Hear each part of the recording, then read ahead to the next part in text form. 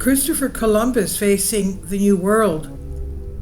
On a day like this, after crossing the Atlantic Ocean, the Spanish explorer Christopher Columbus saw land for the first time.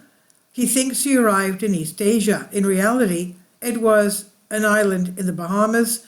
On the same day, he will set foot on land and claim the land in the name of the Spanish throne that had him gave him the finance to make his journey and the venture to discover a route from the west that would allow him to reach China and India, and of course the gold and precious spices of the east. Columbus was born in Genoa in 1451. We know little about the first years of his life, but it's known that from his early teenage years he worked on ships.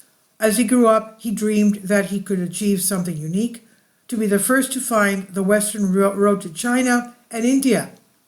At that time, Europeans had no access to the east. The route through Egypt and the Red Sea was closed by the Ottoman Empire, as were many roads through the land of the Turks.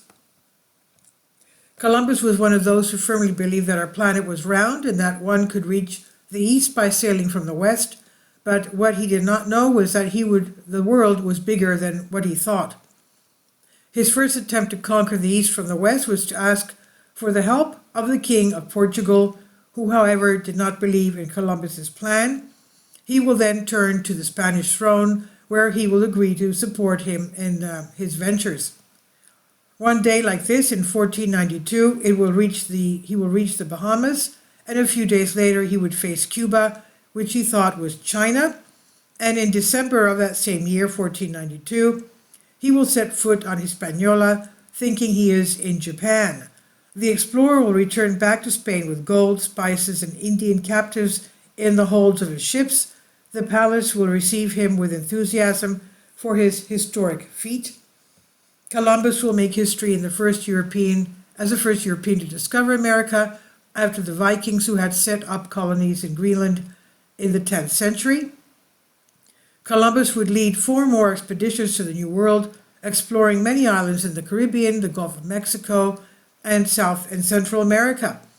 But he never managed to actually complete his dream to find the way to the east by traveling from the west. He died in 1506 without even knowing what he had achieved, to discover for Europe a new world whose riches within the next century would help Spain become the most powerful nation on the planet. Please leave your comments, and thank you for your support. And it's apropos to say here, with every journey there is adventure. Please support my Patreon account. The daily posts are 5 videos daily, and they are totally different from what I have on my YouTube channel.